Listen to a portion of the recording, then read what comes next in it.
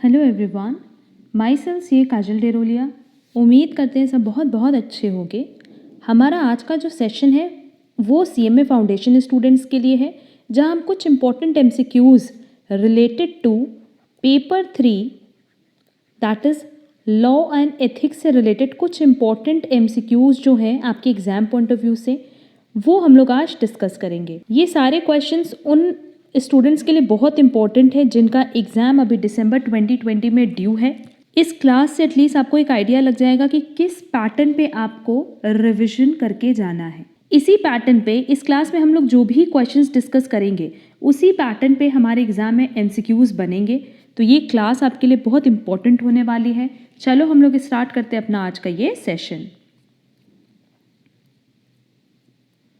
देखो मैंने यहाँ पे लिखा भी है very important questions for CMA foundation. ये पेपर 4 नहीं पेपर 3 है। पेपर 4 तो बेसिकली हमारा मैथमेटिक्स एंड स्टैटिस्टिक्स है, जहाँ मैथमेटिक्स के ऑलरेडी इंपॉर्टेंट MCQs हमने अपलोड किए हुए हैं एंड स्टैटिस्टिक्स की भी इंपॉर्टेंट MCQs बहुत जल्दी अपलोड करेंगे। इसके अलावा पेपर 1 एंड पेपर 2 के भी इंपॉर्टेंट MCQs हमने ऑलरेडी अपलोड किए हुए हैं। अगर आपने इनमें से कोई भी क्लास मिस की है तो उसके लिंक हम आपको डिस्क्रिप्शन बॉक्स में प्रोवाइड कर देंगे, वहाँ से ये क्लास आप ज़रूर से कवर कर लेना। क्लियर? देखो हमारा सबसे पहला क्वेश्चन है, the word ethics is derived from. No doubt हमें पता है कि एथिक्स कहाँ से डिराइव्ड हुआ है, ग्रीक वर्ड से। तो बी और डी तो ऑप्शन नहीं हो सकता। ग्रीक वर्ड एथिक और Greek word ethic. Correct answer क्या होगा? जहाँ लास्ट में ई है तो इसका करेक्ट आंसर होगा ए, ग्रीक वर्ड एथिक। क्लियर? इसके अलावा हम यहाँ पे एक और चीज़ तुम लोग को लर्न करा देते हैं कि अगर हम लोग बात करें एथिक्स की एंड मॉरल्स की, तो ये दोनों ही ग्रीक वर्ड से आए हैं, जिसमें बेसिकली अगर एथिक्स के लिए बात करें तो एग्जैक्ट वर्ड है एथिकोस, और एथिकोस का मतलब होता है बेटा कैरेक्टर। वैसे ही अगर मॉरल्स की बात करें तो ये भी एक ग्रीक वर्ड से आया है मॉस, और इसका मतलब है कस्टम। ये हमने क्यों बताया?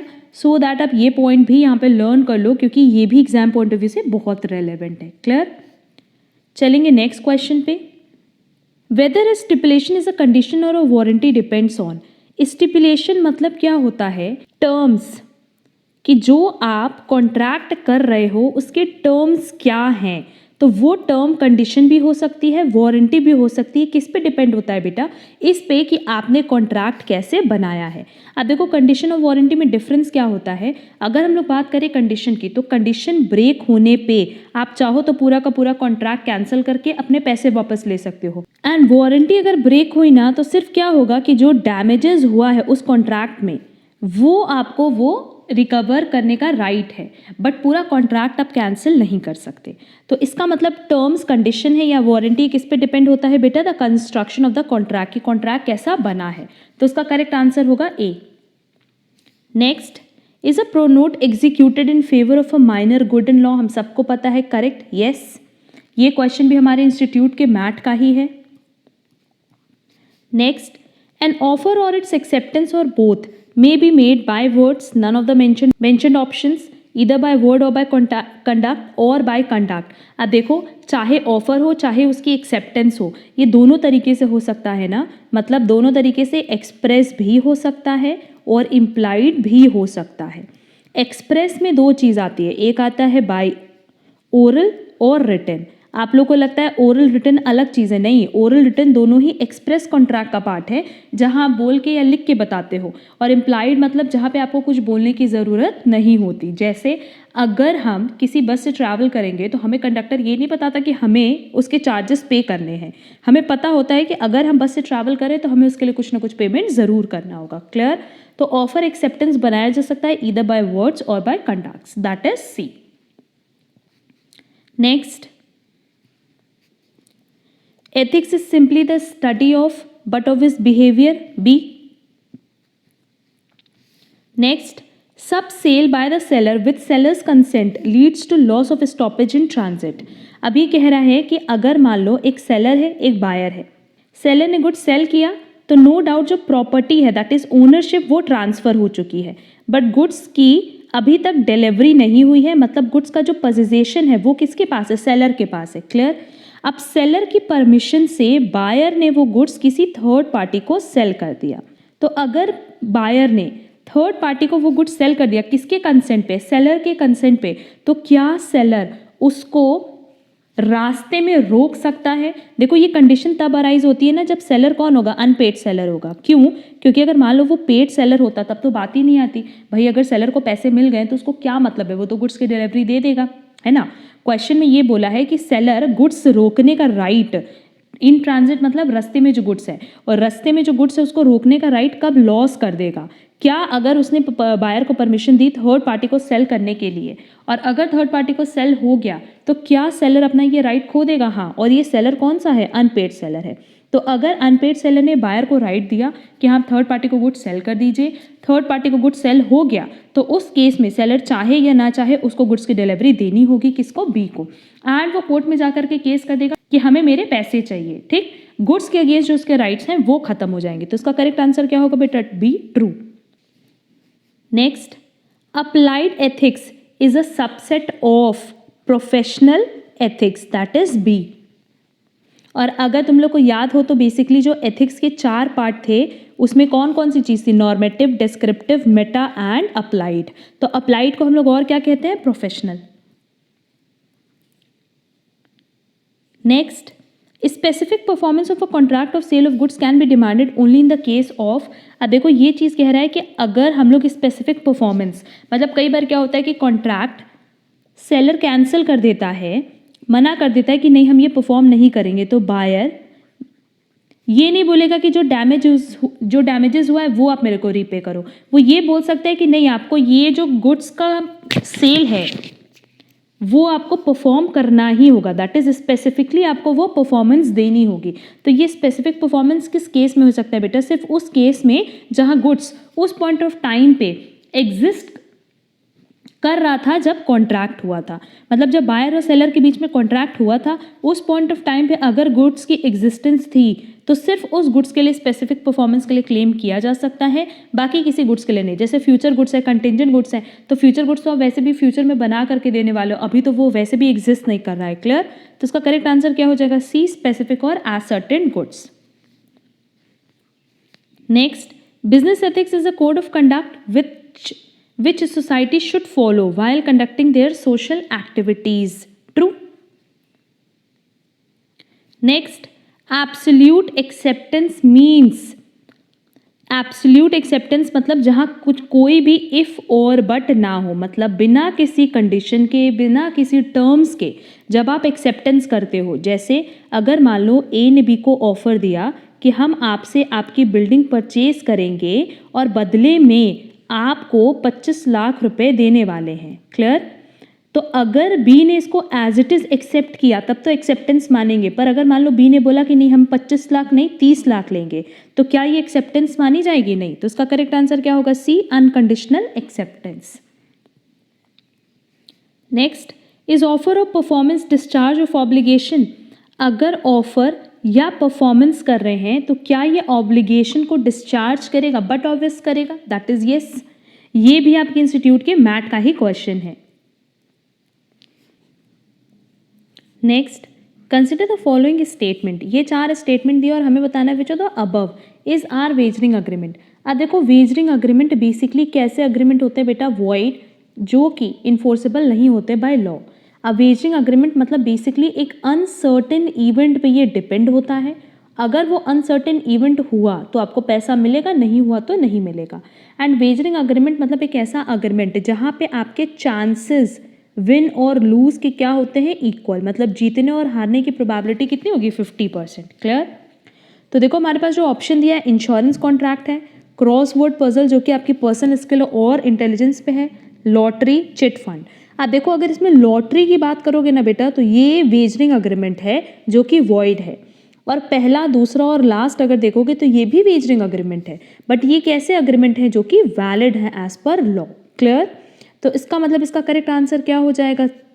Lottery, that is only 3। Next, quasi contractual obligation arises from torts all of the mentioned contract और डॉक्ट्रिन ऑफ अनजस्ट एनरिचमेंट। अब देखो अगर कासी कॉन्ट्रैक्ट की बात करें तो कासी कॉन्ट्रैक्ट का सबसे बड़ा एग्जांपल लो। ए ने फ्लिपकार्ट से एक प्रोडक्ट ऑर्डर किया और जस्ट इसके बगल में कह लो कि नेबर है ए का बी। फ्लिपकार्ट वालों ने वो प्रोडक्ट डिलीवर कर दिया बी के पास। अब बी की क्या ड्यूटी थी, बी को ये बताना चाहिए था कि भाई ये मेरा प्रोडक्ट नहीं है, हमने इसके लिए पेमेंट नहीं किया है। बट बी ने क्या किया कि वो गुड्स एक्सेप्ट कर लिया और उसको यूज़ करना स्टार्ट किया। अब ए के पास जब गुड्स नहीं पहुंचा तो ए ने वापस से फ्लिपकार्ट को कॉन्टैक्ट किया कि भाई हमने तो पेमेंट किया था, आपने अभी तक गुड्स की डिलीवरी नहीं दी। फिर फ्लिपकार्ट को पता चलता है कि अच्छा उसने गुड्स गलती से कहाँ डिलीवर कर दिया, बी के पास, गलत पर्सन के पास। तो फ्लिपकार्ट के पास से एक बंदा जाता है बी के पास और वो पूछता है कि आप हमारा गुड्स वापस करो, क्योंकि वो गुड्स आपका नहीं है बल्कि ए का है। तो बी क्या बोलेगा, भाई हमने तो उसको यूज़ कर लिया। तो इस केस में बी और फ्लिपकार्ट के बीच में क्या कोई कॉन्ट्रैक्ट था? नहीं। बट एज पर लॉ की वजह से यहाँ एक कॉन्ट्रैक्ट अराइज हो जाएगा बेटा, जिसको हम लोग कहते हैं कासी कॉन्ट्रैक्ट। कासी कॉन्ट्रैक्ट एक ऐसा कॉन्ट्रैक्ट है जहाँ पे ये दोनों पार्टी आपस में कॉन्ट्रैक्ट नहीं करना चाहती थी, बट कुछ ऐसी कंडीशन है जिसकी वजह से ये कॉन्ट्रैक्ट हुआ। क्लियर? तो इसका मतलब, इसका करेक्ट आंसर क्या हो जाएगा? Doctrine of unjust enrichment. मतलब इसका मतलब होता है डॉक्ट्रिन ऑफ अनजस्ट एनरिचमेंट, मतलब कि आप किसी और के पैसे पे खुद अमीर नहीं बन सकते। हमेशा याद रखना कि आप किसी और के पैसे पे क्या आप ऐश कर सकते हो या अमीर बन सकते हो? नहीं, वो किसी और का पैसा है, आप उसको यूज़ नहीं कर सकते। और कासी कॉन्ट्रैक्ट क्यों बनता है? सिर्फ due to doctrine of unjust enrichment, कि ए के पैसे पे बी क्या इंजॉयमेंट कर सकता था? नहीं कर सकता था। इसीलिए बी और फ्लिपकार्ट का एक अलग से कॉन्ट्रैक्ट बना दिया गया और बी को अब पेमेंट करना पड़ेगा। Clear? Next, which of the following are not covered under quasi contract? Quantum merit है, payment of contractual debts, finder of lost goods है, payment of money due by others. तो करेक्ट आंसर क्या है? B. ये सब हमने पढ़ा हुआ है मैथ में। Next, which of the following statement is incorrect? Correct नहीं पूछा है, इनकरेक्ट पूछा है। देखो, ethics refers to study and development of one's ethical standards, ये तो ठीक है। Corporate code of ethics are always compliance based. No, it is not compliance based, बल्कि जो हमने आज पर मैथ पढ़ा है वो क्या है? Corporate code of ethics create, क्या क्रिएट करता है बेटा? ये गाइडलाइंस किनके लिए? एम्प्लॉइज के लिए, टू वर्क बाय, कि जो हमारे ऑर्गेनाइजेशन के एम्प्लॉयज़ हैं उनके लिए गाइडलाइन प्रोवाइड की जाती है कि वो कैसे काम करेंगे, और यही है कॉर्पोरेट कोड ऑफ एथिक्स। मतलब किसी भी कंपनी का कोड ऑफ एथिक्स किस पे बेस्ड होता है? इस गाइडलाइन पे, ना कि कोई कंप्लायंस बेस्ड। आगे लिखा है holders of public office should take decision solely in the terms of public interest, ये तो करेक्ट है। And business ethics is not absolute in nature, ये भी करेक्ट है। इसका मतलब इनकरेक्ट कौन सा है? सिर्फ सेकेंड। तो इसका करेक्ट आंसर क्या हो जाएगा बेटा? D, only 2। Clear? Next, a contract consists of agreement not enforceable by law, none of the mentioned above, involuntary obligations, mutual promises और agreement enforceable by law। but obviously जहाँ पे एक म्यूचुअल प्रॉमिस होता है, मतलब एक पर्सन दूसरे person को कोई प्रॉमिस करता है और बदले में बी भी ए को प्रॉमिस करता है। एक अग्रीमेंट होता है जो कि इन्फोर्सेबल बाय लॉ है, क्योंकि अग्रीमेंट प्लस इन्फोर्सिबिलिटी किस क्या बनती है? कॉन्ट्रैक्ट बनती है। तो ए और बी के बीच में यहाँ क्या है? कॉन्ट्रैक्ट ही तो है बेटा। क्लियर? और कॉन्ट्रैक्ट में बेसिकली क्या होता है कि दो लोग म्यूचुअल प्रॉमिस करते हैं कि ए से भी बी को कुछ मिलेगा और बी से भी ए को कुछ मिलेगा। तो इसका करेक्ट आंसर क्या हो जाएगा? D. Next, business ethics is based on well accepted moral and social values, that is A।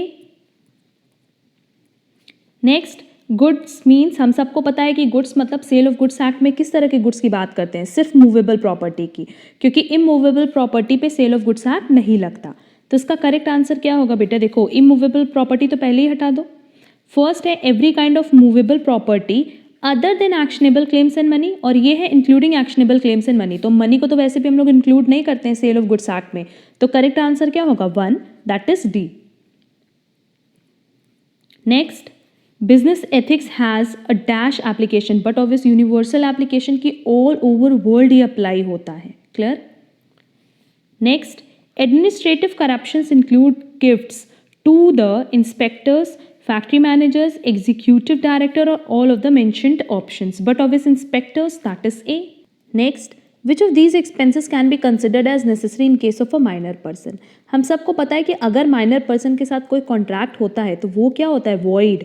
और सिर्फ वॉइड नहीं, वॉइड एब इनिशियो, मतलब फ्रॉम द वेरी बिगिनिंग उसकी वैलिडिटी क्या होती है, 0। ठीक, बट ये बोला गया कि अगर माइनर पर्सन को आपने नेसेसिटी, दैट इज ज़रूरी चीज़ें प्रोवाइड की हैं, तो वो उसके लिए माइनर लाइबल होता है। बट माइनर पर्सनली लाइबल नहीं होता, उसकी प्रॉपर्टी लाइबल होती है, दैट इज़ वो उसकी प्रॉपर्टी बेच करके पैसे दे सकता है। तो नेसेसरी में क्या आता है, क्या उसकी एजुकेशन आएगी, हाँ। उसका खाना पीना, हाँ। अगर मान लो उसके मदर फादर की डेथ हो जाती है तो फ्यूनरल में जो पैसा लगता है वो भी नेसेसरी का पार्ट होता है, नो डाउट। क्लियर। तो यहाँ ऑप्शन दिया expenses in connection with marriage of a female member, expenses in connection with the funeral of the minor's father. तो बट ऑब्वियस सेकेंड अगर देखा जाए तो नेसेसरी का पार्ट है, तो उसका करेक्ट आंसर होगा C, only 2। Clear. Next, which of these elements are not found in agreement to sell. Agreement to sell में क्या नहीं पाया जाता है, सिंपली हम चारों ऑप्शन भी नहीं देखेंगे, हमें पता है कि क्या नहीं आता। It creates right in rem, क्योंकि राइट इन रेम किस तरह के कॉन्ट्रैक्ट में आता है बेटा, सेल में।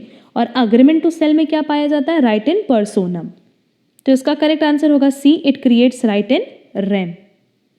ये नहीं होता है कहाँ, अग्रीमेंट टू सेल में। Next, which is about obeying and adhering to rules and authority, but obvious ethics and compliances.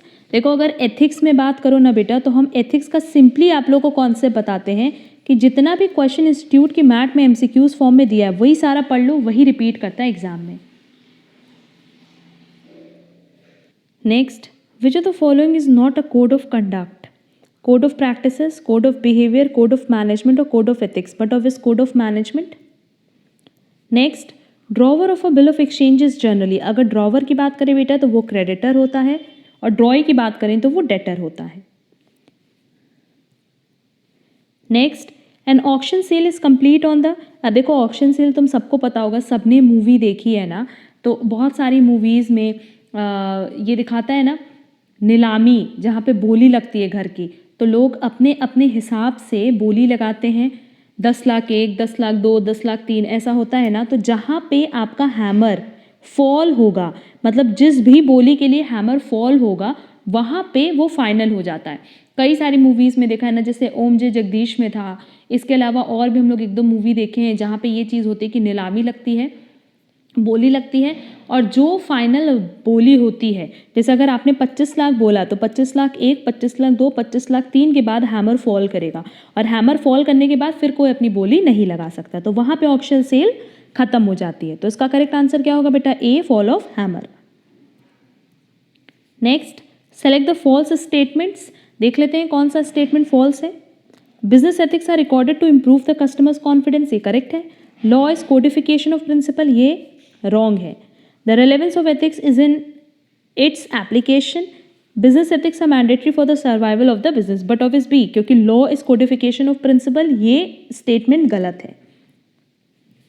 Next, business ethics calls for avoidance of self interest, publicity, competition और monopoly, but obvious monopoly, that is D.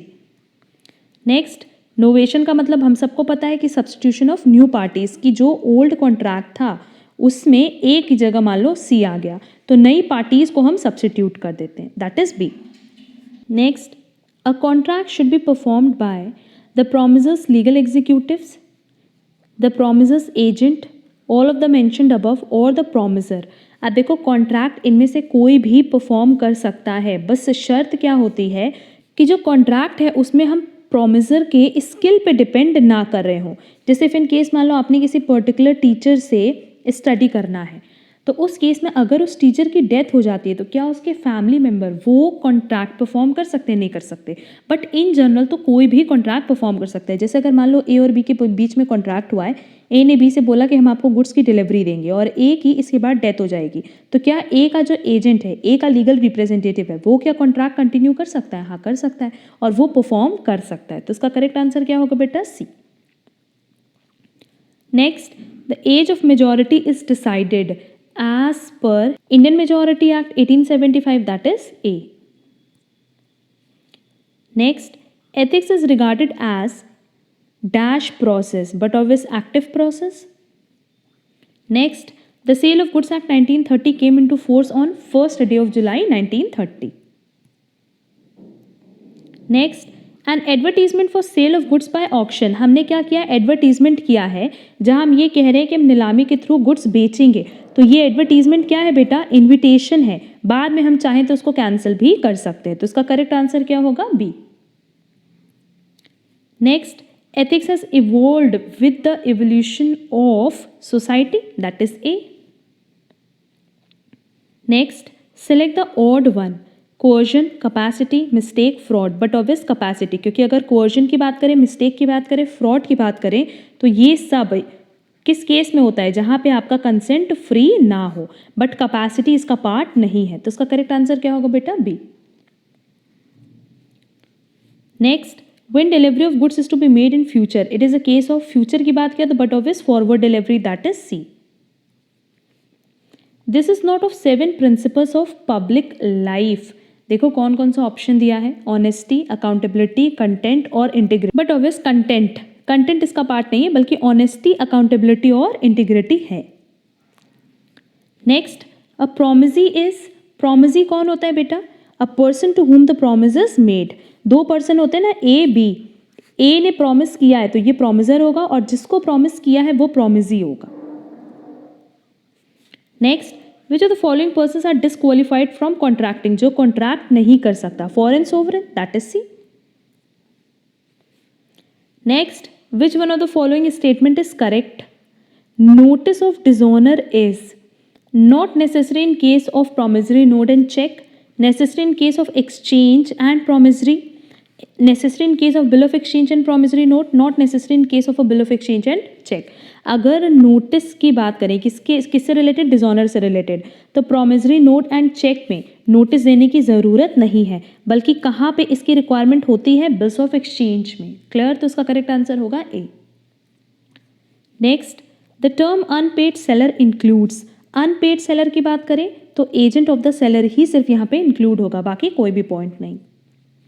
Next, payee of a bill of exchange is a person, payee कौन है, to whom the bill of exchange is payable, जिसको पैसा मिलता है अंत में, मतलब मैच्योरिटी डेट पे या ड्यू डेट पे जिसने अपने पास बिल होल्ड करके रखा है, जिसको पैसा मिलेगा, उसी को हम कहते हैं payee. Next, right in rem implies a right available against government, a right against available a particular individual, a right available against a whole world or none of the above mentioned। Rem मतलब जहां आपको right मिला है whole world के against, और पर्सोनम मतलब जहां किसी पर्टिकुलर पर्सन के अगेंस्ट राइट मिलता है। Clear. Next, x offer to sell 100 tons of oil to y, these offer is not valid as, यहाँ पे क्या मेंशन किया है कि ये कौन सा ऑयल है, अरे मस्टर्ड ऑयल होता है, सनफ्लावर ऑयल होता है, कुछ तो मेंशन करता। तो बेसिकली इसके जो टर्म्स हैं वो क्या है, एम्बिगियस है, मतलब क्लियर नहीं है। तो करेक्ट आंसर क्या होगा, B, offer is ambiguous. Next, in a voidable contract, देखो वॉइडेबल कॉन्ट्रैक्ट एक ऐसा कॉन्ट्रैक्ट होता है जहां पे आपका कंसेंट फ्री नहीं होता, ठीक है, जिसमें अभी एक सबसे एक छोटा एग्जांपल लेते हैं फ्री कंसेंट के लिए, कोअर्जन। अब कोअर्जन मतलब क्या होता है, जहां आपको डरा धमका करके हम आपके साथ कॉन्ट्रैक्ट एंटर करते हैं। जैसे मान लो आपके नाम पे एक लैंड है और हम आपके पास आएंगे, हम कहेंगे कि ये लैंड आप मेरे नाम पे लिख दो, अदरवाइज हम आपको शूट कर देंगे। क्लियर। तो उस केस में आप डर करके क्या करोगे कि कॉन्ट्रैक्ट साइन कर दोगे, ठीक। अब बाद में क्या आप कोर्ट में मेरे अगेंस्ट केस कर सकते हो, हाँ कर सकते हो, और क्योंकि आप इनोसेंट पार्टी हो तो आपको ये राइट मिलेगा कि आप चाहो तो ये कॉन्ट्रैक्ट कंटिन्यू करो, चाहो तो डिसकंटिन्यू करो। तो वॉइडेबल, तो इस तरह का कॉन्ट्रैक्ट क्या होता है, वॉइडेबल कॉन्ट्रैक्ट, जहाँ पे आपकी कंसेंट फ्री नहीं है, मतलब जहाँ आपके साथ जोर ज़बरदस्ती करके कॉन्ट्रैक्ट एंटर किया गया है या आपके साथ चीटिंग करके आपके साथ कॉन्ट्रैक्ट एंटर किया गया है।